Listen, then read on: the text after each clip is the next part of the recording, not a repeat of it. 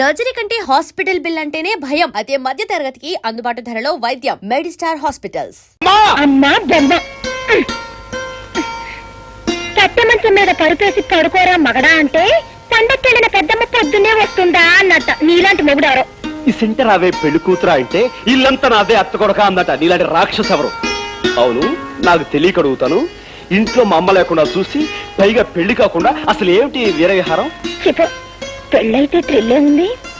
అమ్మా, మాటకు మాట అంటున్నావే. చేతకు చేత చూపించినా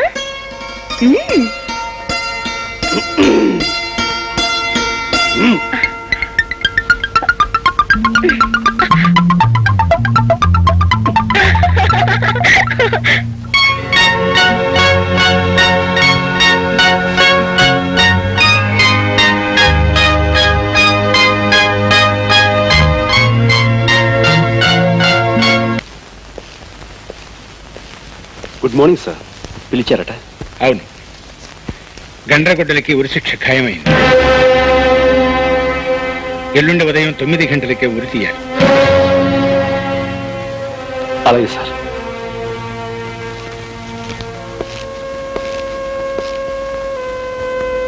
నాకు ఉరి ఖాయమైందనుకుంటాను. అవును, ఎల్లుండి ఉదయమే ఉరి శిక్ష అమలు జరుగుతుంది. I'm sorry.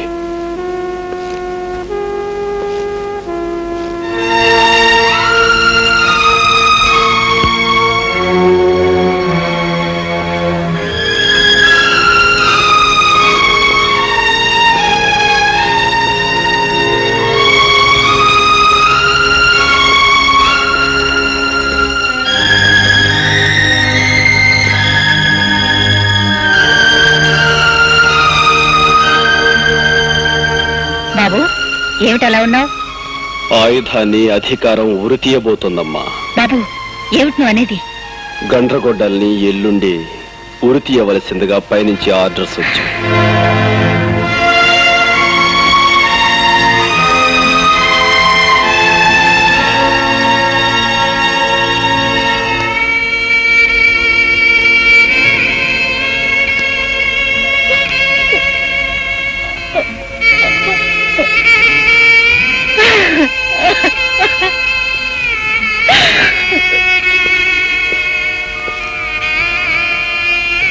ఎందుకమ్మా అంత బాధపడుతున్నావు?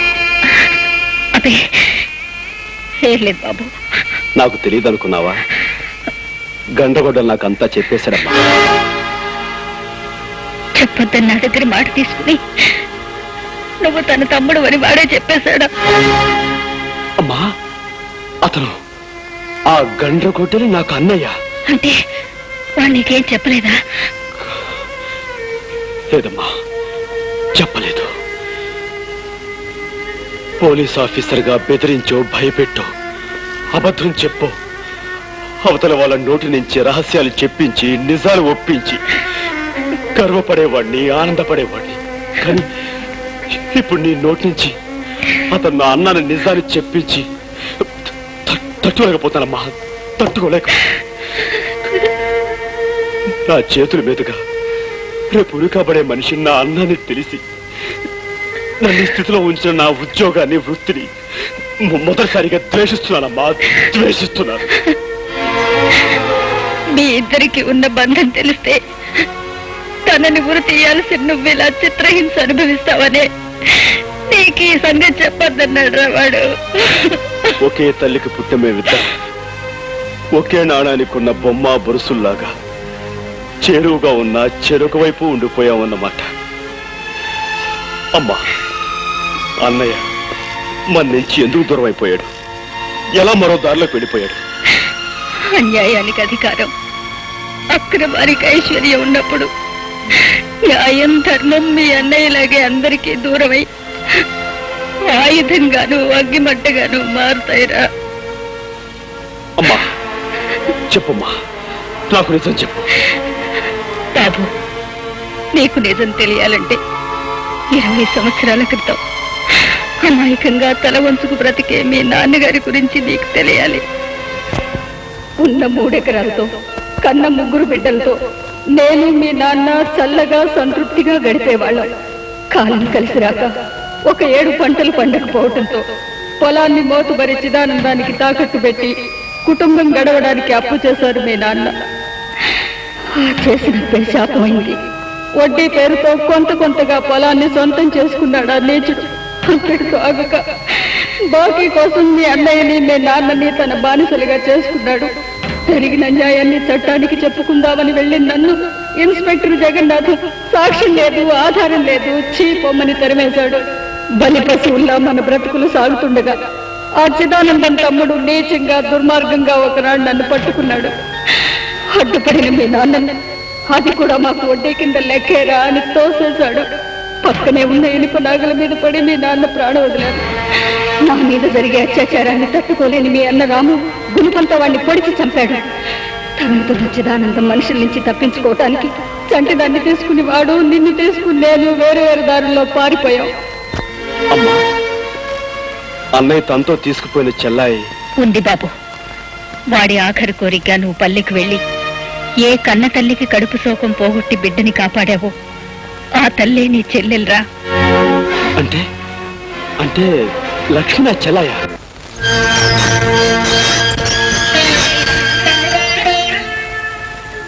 అన్నయ్య, ఆగలేని అమ్మ మనసు అన్నీ చెప్పేసిందన్నమాట. ఆఖరి నిమిషంలో అన్నీ తెలిసే అన్నయ్య. నువ్వు నన్ను పంపించింది మన చెల్లెల దగ్గరికే నాకెందుకు చెప్పలేదు? ఏ చెల్లిరా? ఆ పల్లెలో అందరూ నాకు చెల్లెళ్ళే. అన్నయ్య, అవునరా, నేను నిన్ను పంపింది లక్ష్మి మన చెల్లని కాదు.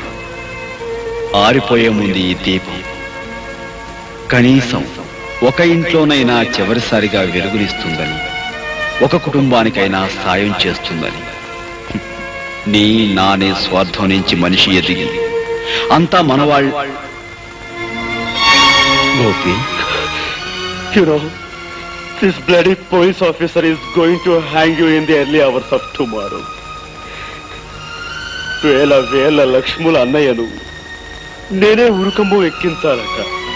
నా చేతులతో నేనే స్వయంగా ఉరి తీయాలట. కర్తవ్యం ముందు బాంధవ్యం చిన్నదిరా తమ్ముడు. నా బాధ ఒక అన్నయ్య కోసం కాదు. మరెందుకు?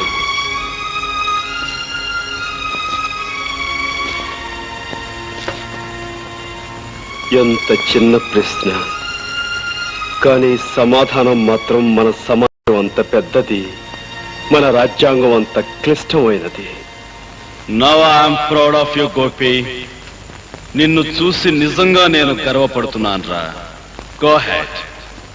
నీ దారిలో నువ్వు, నా గమ్యానికి నేను.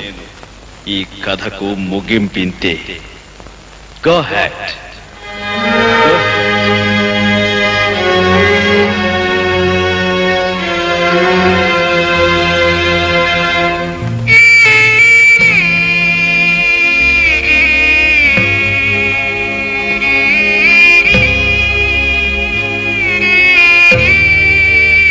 పేగు తెంచుకు పుట్టినవాడు అన్నీ తెంచుకు వెళ్ళిపోతున్నందుకే తల్లి బాధపడటం లేదు. కానీ ఒకప్పుడు నా ఇంటికి కంటికి దీపమైన వాడు ఇప్పుడు 1000 బ్రతుకుల్లో దీపాలు వెలిగించి వెళ్ళిపోతున్నందుకు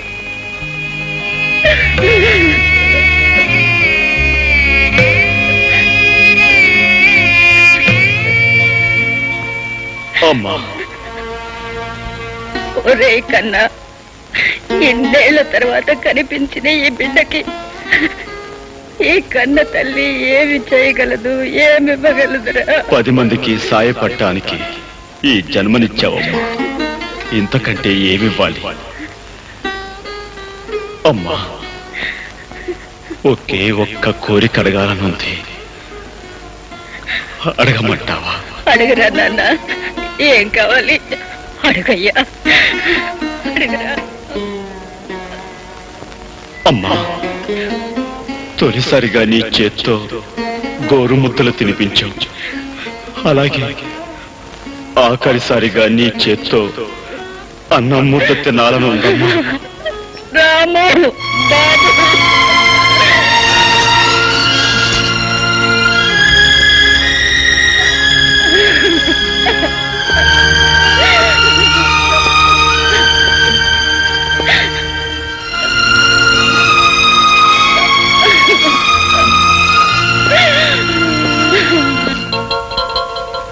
ఆకాశవాణి ఇంకా కొద్దిసేపట్లో ఎన్నికల ఫలితాల ప్రత్యేక ప్రసారం వింటారు.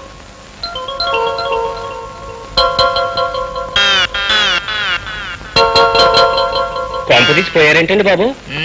పాపి చిరాయి అన్నారు, ఆయన ఎందుకు పోతాడండి? మరి కాలు చేతులు ఆటలేదు. అయితే శ్వాస కూడా ఆటలేదండి బాబు. మీరెందుకండి కంగారు పడతారు? కాసేపు ఆగండి, ఆయన శ్వాస ఆడుతుంది, ఆయన లేచి ఆడతాడు.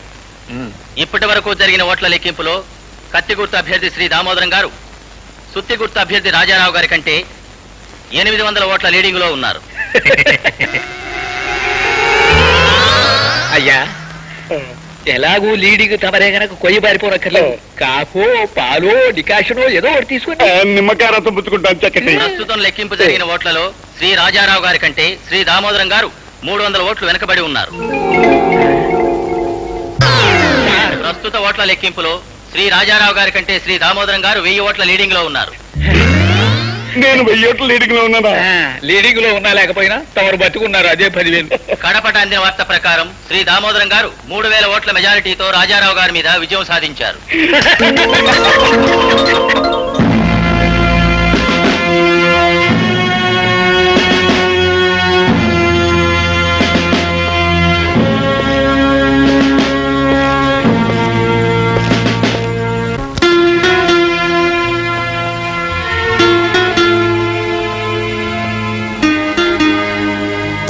కరెంటుపై చాలాసేపు అయినట్టుంది.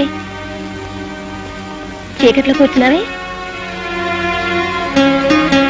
గోపి, ఈ విచిత్రం తెలుసా? ఎవరో ఓ ఖైదీకి పొద్దున్నే ఉరిశిక్షట. ఊళ్ళ నుంచి జనం బళ్ళు కట్టుకుని వస్తూనే ఉన్నారు. ఆఖరిసారిగా అతన్ని చూడాలని జైలు కూడా అవతల దీనంగా కూర్చొని ఉన్నారు. ఎవరా ఖైదీ? చాలా గొప్ప మనిషా? అవును, గొప్ప మనిషి. నీ మూడ్ సరిగ్గా ఉన్నట్లేదు. ఉండు, కాఫీ తీసుకొస్తాను. రేఖ, ఉమ్?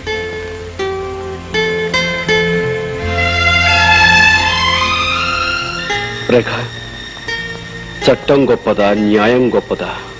ఎందుకు అలా అడుగుతున్నావు? న్యాయమే గొప్పది. న్యాయాన్ని రక్షించడం కోసం చట్టాన్ని బలిపెట్టవలసి వస్తే? అంతవరకు వస్తే ప్రాణాల్ని బలిపెట్టైనా న్యాయాన్ని రక్షించుకోవాల్సిందే.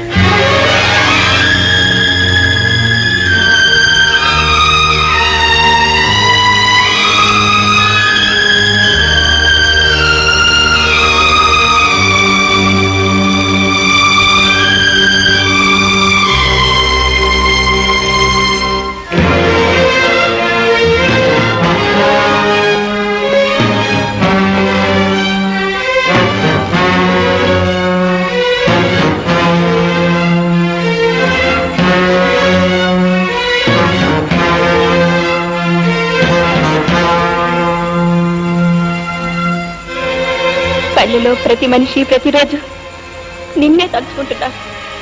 అన్నగా అందరికీ అండగా నువ్వు రావాలని ప్రతి క్షణం దేవుని మొక్కుకుంటున్నారు. అన్నయ్యని ఎలా అయినా కాపాడుకోవాలి. నీ కోసం, నా కోసం కాదు, మనలాంటి వాళ్ళందరి కోసం అన్నయ్యని కాపాడుకోవాలి.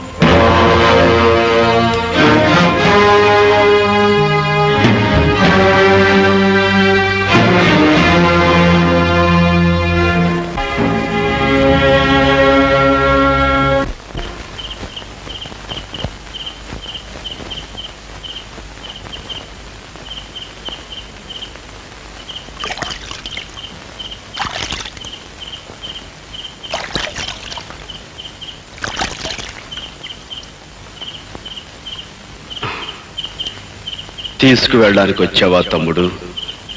కాదన్నయ్య, నిన్ను తప్పించడానికి వచ్చాను. ఆలస్యం చేయకుండా ఈ బట్ట మార్చుకుని వెంటనే బయటికి వెళ్ళిపో. గోపి, వాదనకి సమయం కాదు. కమాన్. కానీ నీ భవిష్యత్తు అవుతుందిరా. నా భవిష్యత్తు కాదు ముఖ్యం. నువ్వు నీ సిద్ధాంతం బ్రతకాలి. నా గురించి నువ్వేమీ ఆలోచించుకో, నేను చూసుకుంటాను. నువ్వు వెంటనే ఇక్కడికి వెళ్ళిపో. కానీ పోలీసులు అంత తేలిగ్గా వదలర్రా. పోలీసులు నీ ఉనికి తెలుసుకోవడానికి కొంతకాలం పడుతుంది. ఈలోగా కనీసం కొన్ని పేద ఇళ్లలోనైనా దీపాలు ఎదుగుతాయి. బయట ప్రపంచానికి నీ అవసరం చాలా ఉందన్నయ్య. ఇంత రిస్క్ తీసుకుని ఇదంతా ఎందుకు చేస్తున్నావో నాకు అర్థం కావట్లేదు. ఇదిగో, ఈ ఉత్తరం చదివితే నీకే తెలుస్తుంది. ఇప్పుడు కాదు, బయటికి వెళ్ళాక తిరిగి చదువుకో. ఆలస్యం అయిపోతుంది. నువ్వు బయలుదేరు. జాగ్రత్త. అన్నయ్య, నువ్వు నన్ను ప్రశ్న అడిగావు, జ్ఞాపకం ఉందా? ఉరి తీసేలోగా సమాధానం దొరికితే చెప్పమని. నా సమాధానం ఆ ఉత్తరంలో ఉంది.